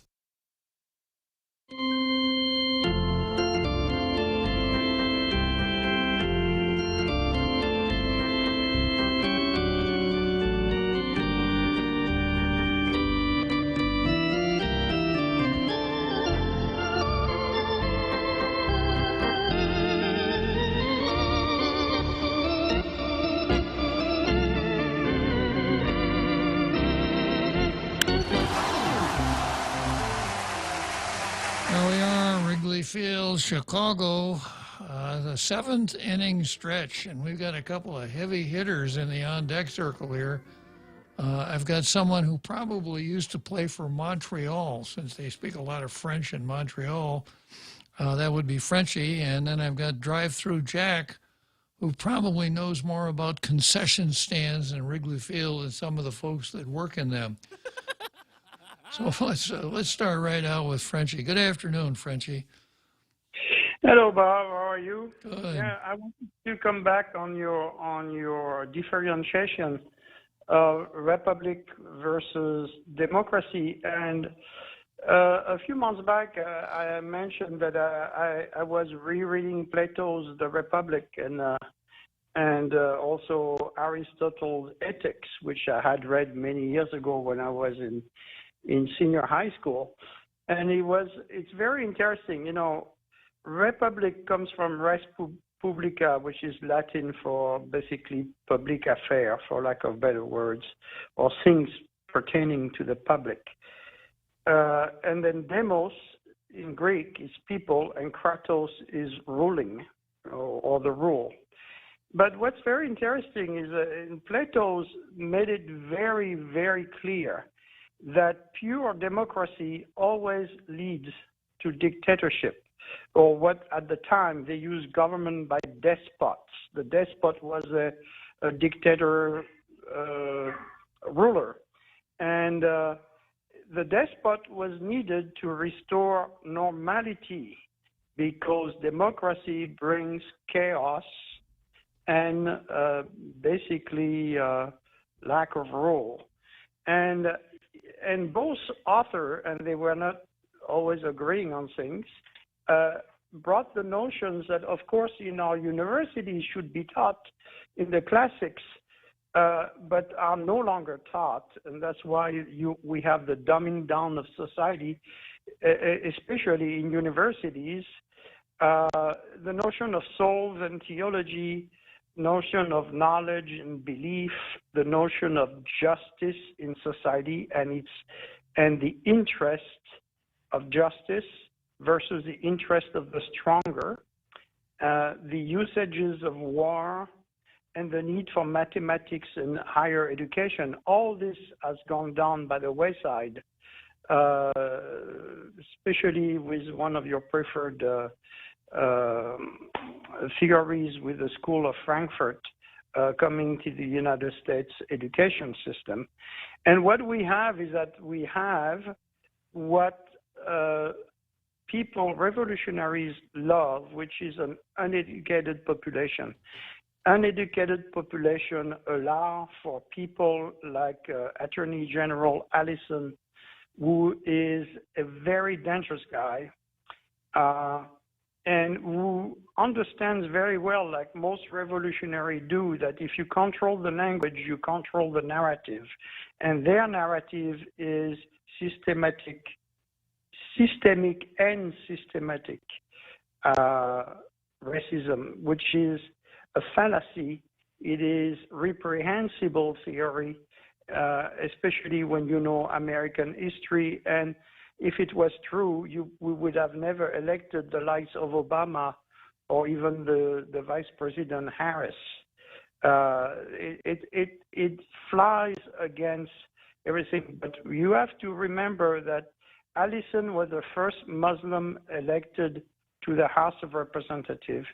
He's a former member of the Nation of Islam, which is probably the most racist, separatist, and supremacist movement in the United States. It happens to be a black movement.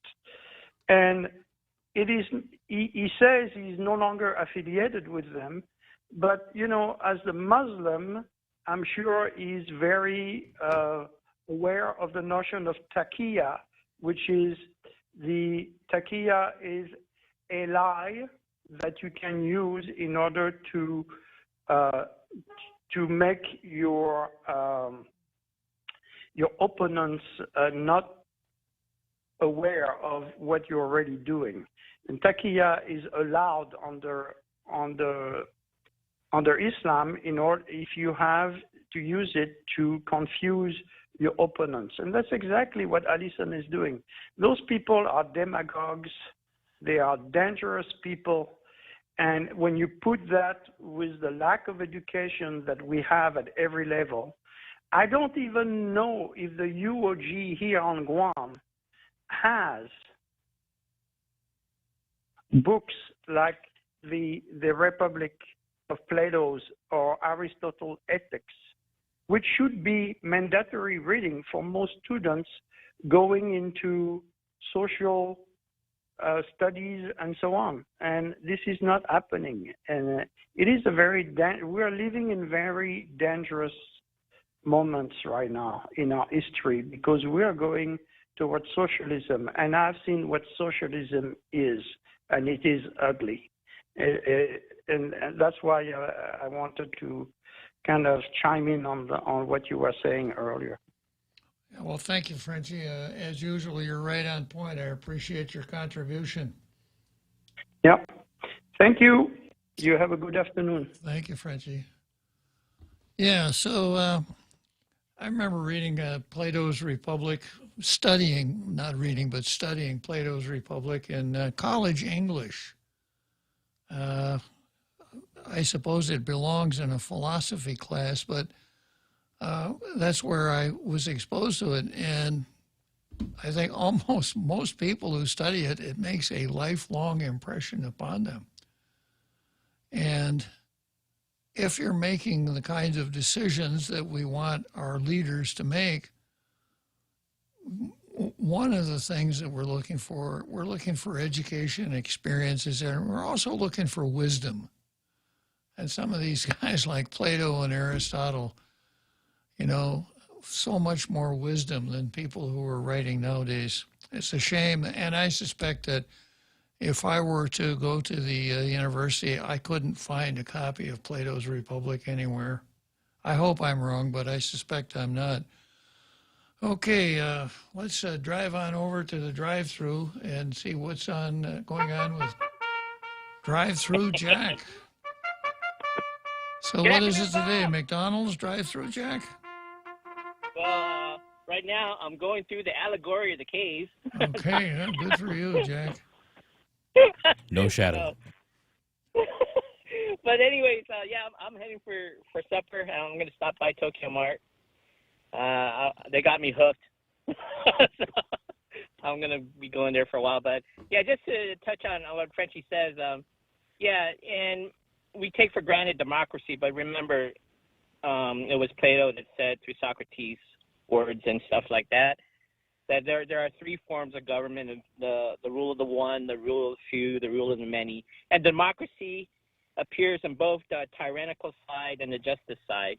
But when it comes to the rule of the few, it's the aristocracy and then the oligarchy, and then the full rule of the one, of course, is the tyrant or the dictator versus the monarch and the king. But, yeah, I don't think they teach that stuff anymore. But it's amazing that some of us don't even remember it. But it is important. It is important for the formation of reason and logic and how we approach human problems, political problems. And, these things are important. They're not there for, for memorization. They're there for you to build a foundation in which you use your reason and your logic to find out a solution for a problem. And, I just wanted to ring in on they're in the States are resigning. The police officers are resigning, by the hundreds and probably the thousands. And I was wondering, does Guam, the police department, do they do an open search for, vacancies for the police department? Do we do open search for a police chief, or is that just political hires? As far as officers are concerned, what you're talking about is lateral hiring. And we don't, some police departments do advertise in national publications for lateral hiring. We don't. If someone from another police department came here, I don't know if he would have to go through our police academy or not. I suspect he probably would, but I'm only guessing. As far as the chief of police is concerned, no, it's whoever the governor wants to be chief of police, and it's that simple. Yeah, it's pretty sad, but whether it's lateral hiring or stuff like that, I mean, there are a lot of good police officers that are resigning because they just they can't deal with the situation we are. And I applaud those and I commend those that stay on the force and still go through all these hardships. And I just,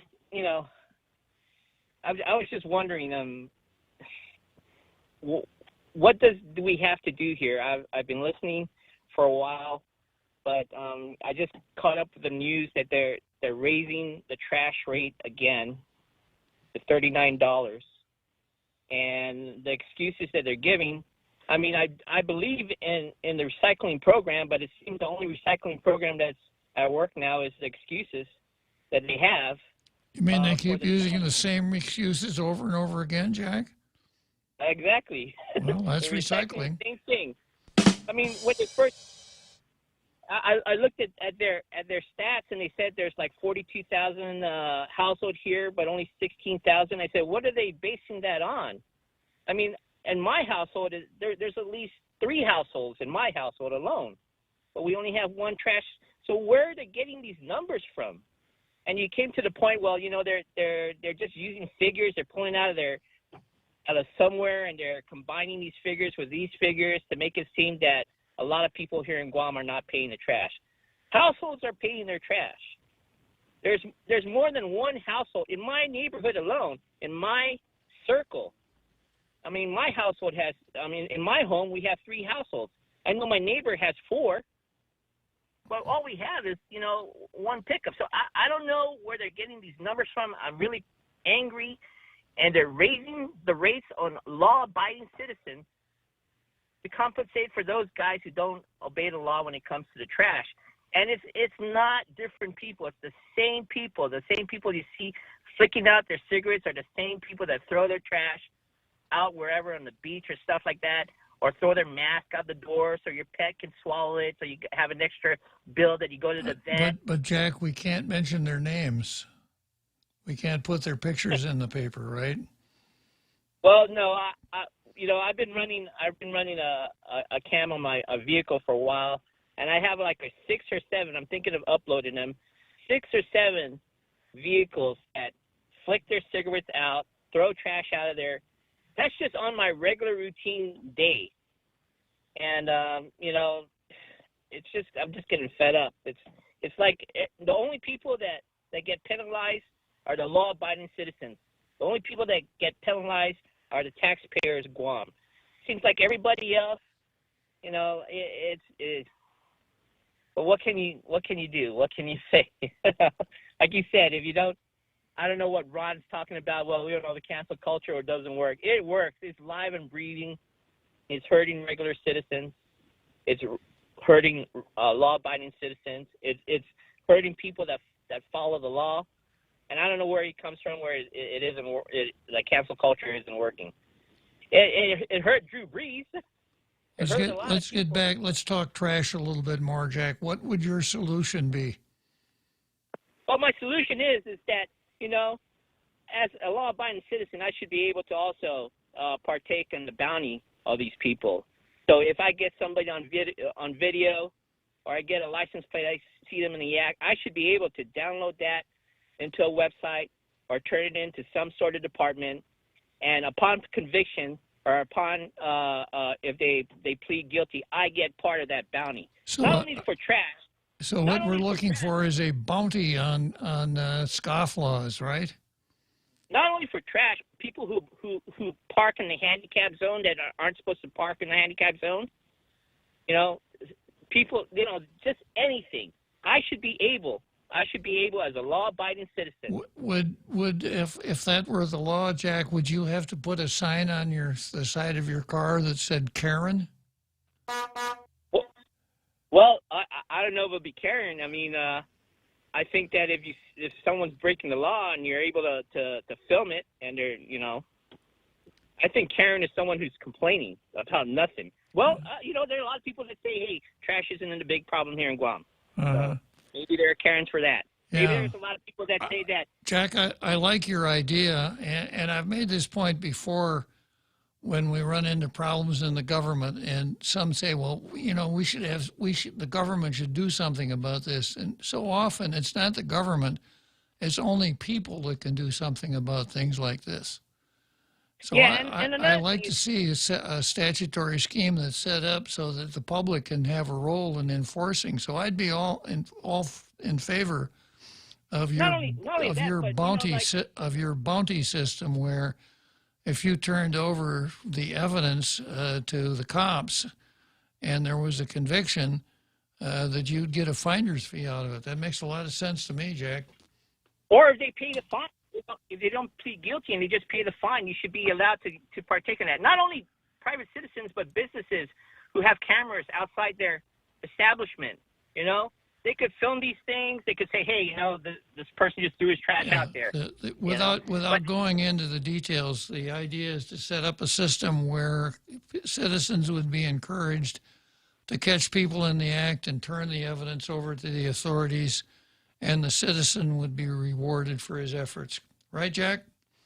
I would go for that. But this raising the rates for trash. We already went through that one. So I gotta head for Louisville, Kentucky, Jack. All right, Bob. Let you get back to your dinner. Good talking to you. Thank you. Or your supper, actually. So we're gonna head for Churchill Downs, Louisville, Kentucky, and when I come back, I'm going to talk trash with Ann. Listen to The Point. Any speaker, anytime. Check us out on your FM radio at 93.3, 104.3 HD3, thepoint.gu, Facebook Live, YouTube Live, and tune in. And announcing radio.com. Download the app and hear The Point. Get the latest news, sports, entertainment, and more. On demand. Your phone is digital. Your life is digital. And we are too. 93.3, The Point. All dads should own a Traeger. And the flip of a switch. Cook low and slow or high and fast with digital precision on your Traeger pellet grill. Purchase $35 or more in fuel at 76 Circle K and enter to win. Gas up today and join Circle K's Father's Day package giveaway. A Traeger smoker grill, a canopy, a cooler full of meat, and 2 cases of Bud or Bud Light are up for grabs only at Circle K. Conditions apply. Visit 76circlekguam.com.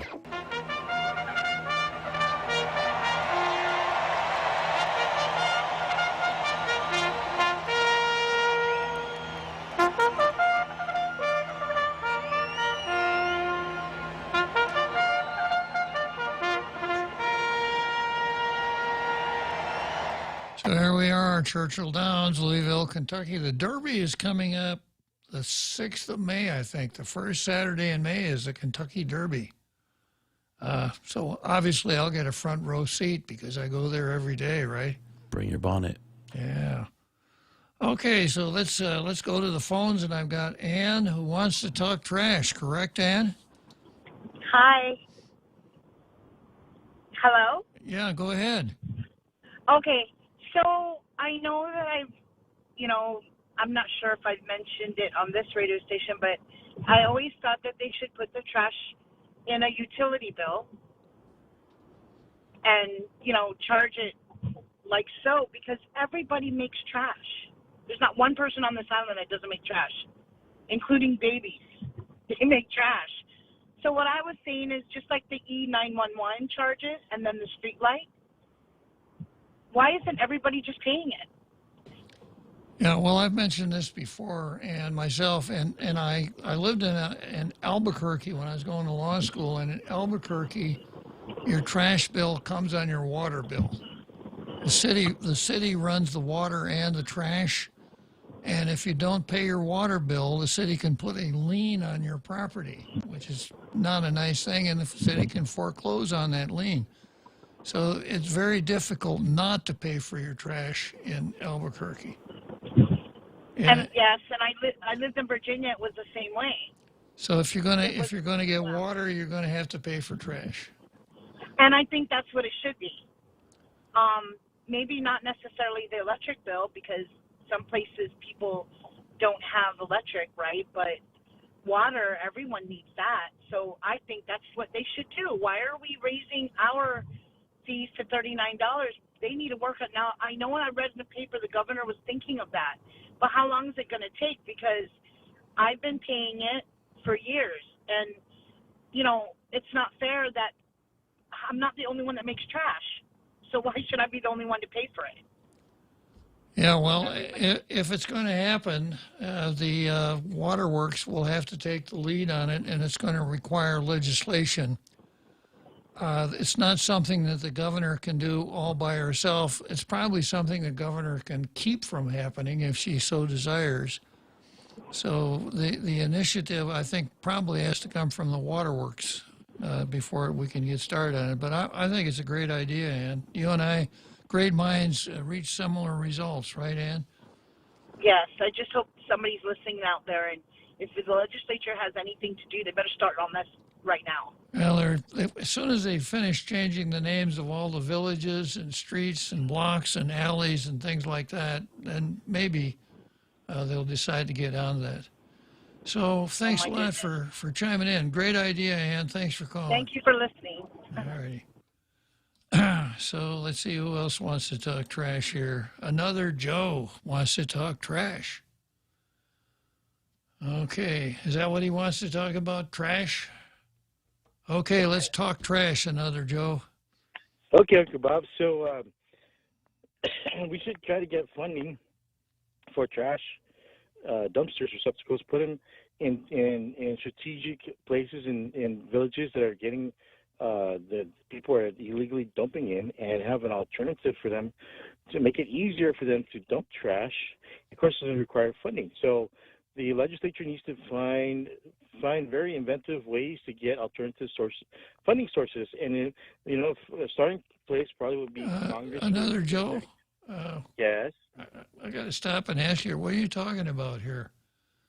We're talking about residential trash, and the idea, Ann and I were talking that every house needs to have their own trash container, and every house needs to pay for that trash service. Now, are you suggesting that there be dumpsters located strategic areas around the village so that people could bring their trash from their homes to these dumpsters?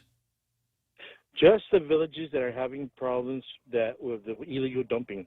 Well, the ones that are having problems with illegal dumping are the ones that don't have those trash receptacles in front of their house. Or live in that village.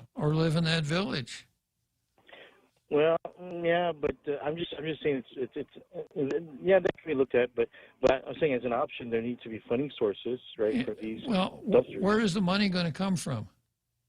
If they allow it with the CARES Act, if not, then this is where it's going to get your funny bone, Uncle Bob.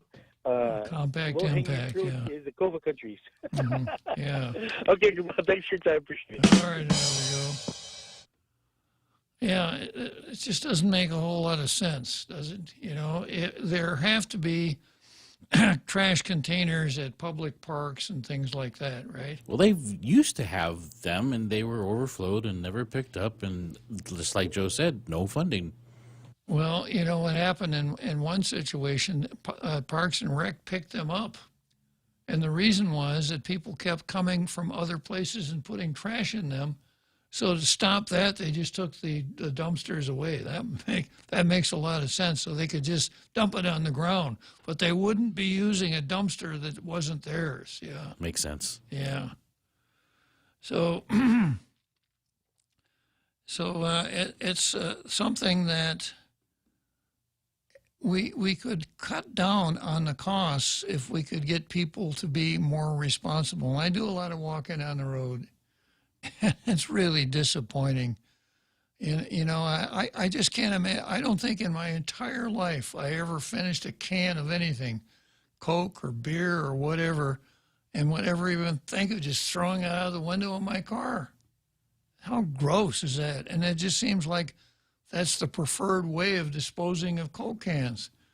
And I'm glad that Jack is keeping watch on the cigarette flippers, people driving up to the intersection and just flipping the cigarette, or even, I've even seen people walking down the street and they just throw their cigarette down or throw it in it's like, who's going to pick that up?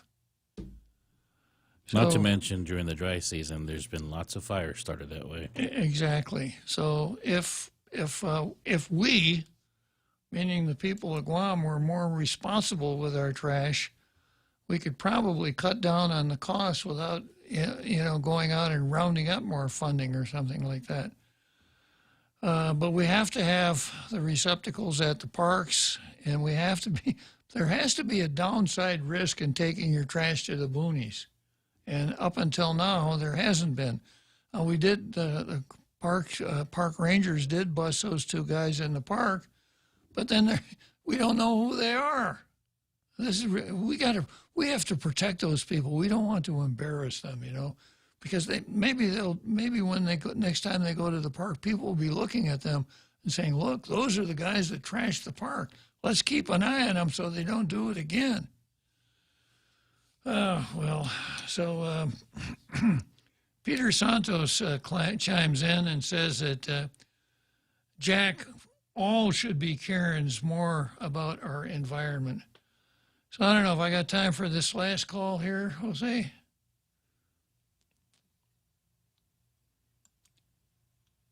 It's another Joe again, isn't it? Who is it? It'll be our Keith. Okay, our Keith. Sorry, I just don't think I have time. I don't have time before the end of the show. But I'm hoping you call in tomorrow, our Keith, because your calls are always very, very worthwhile. So hope to see you tomorrow, our Keith. And I know I'll see all the rest of you out there in the international radio listening audience. Adios. We'll see you tomorrow.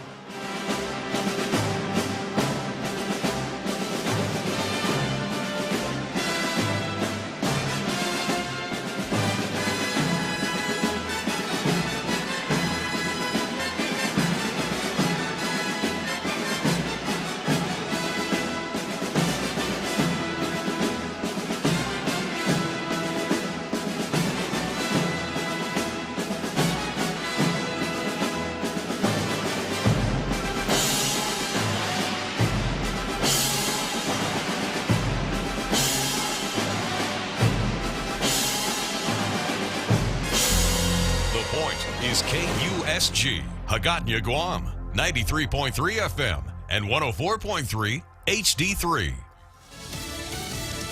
Pitching his infrastructure plan. I'm Jack Callahan, Fox News. President Biden, in a speech to a joint session of Congress, called it the biggest jobs program since World War II. Creates jobs to upgrade our transportation infrastructure. Jobs modernizing our roads, bridges, highways. Jobs building ports and airports, rail corridors, transit lines. It's clean water. The president formally introduced the American Families Plan, which calls for universal high-quality preschool for all children ages 3 and 4, and then later 2 years of free community college. The president said as he reaches 100 days in office, America is on the move again. Delivering the GOP response, though, South Carolina Senator Tim Scott said the moves are in the wrong direction. As expected, Senator Scott highlighted the conservative view, saying the progress against COVID began long before Joe Biden took office. COVID brought Congress together 5 times. This administration pushed us apart. Scott also touched on other administration goals his party is not high on. Infrastructure spending that shrinks our economy is not common sense. Weakening our southern borders and creating a crisis is not compassionate. Scott says America's progress will not come from politicians, but her people. Fox's Gernal Scott. A day-long standoff in North Carolina between an armed man and law enforcement is reported to be over, with the apparent suicide of the man who the sheriff's department says killed one deputy and wounded another when they went to check on the family that lived in that home. A judge in North Carolina has delayed by 30 days the release of the body camera video from last week's shooting death of Anthony Brown Jr. by sheriff's deputies. The county district attorney telling the court that Brown had already struck one deputy with his car and was driving toward another when the shooting started. America is listening to